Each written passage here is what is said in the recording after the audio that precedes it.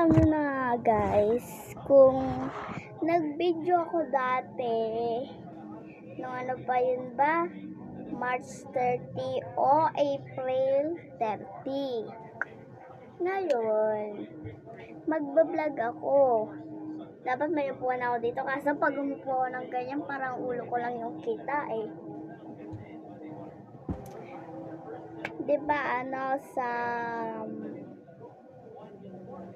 basta may papakita akong bag sa inyo na papakita ko yung laman ang box ko, yung laman ng bag na yon, and hulaan nyo kung anong kulay. Yellow, black, basta hulaan nyo na lang kung ano yon, dahil yun ay sa mga nakahula ng kulay pink, kayo po ang panalo. Ayan po siya guys. And may keychain yan dito guys, natanggal lang. Kaya yung hawakan lang naiwan. So, i-unbox natin yung laman niya sa loob. Ano, tara? So, tara guys. Wait lang. Ayan.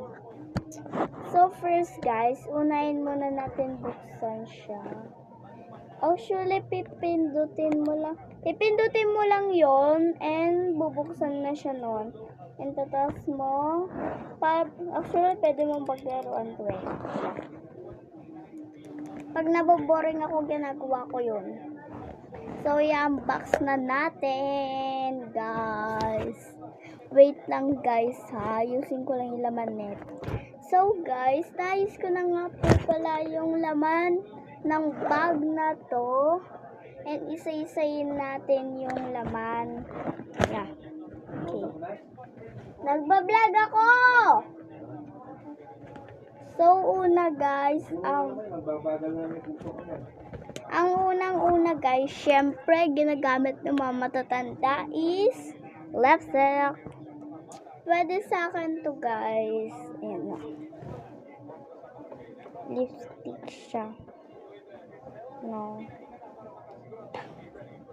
Ayan siya guys. Lipstick siya.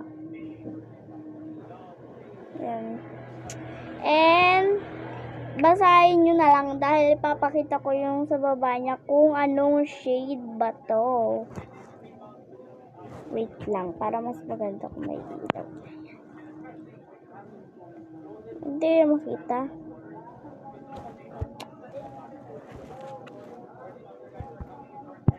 Ayan guys.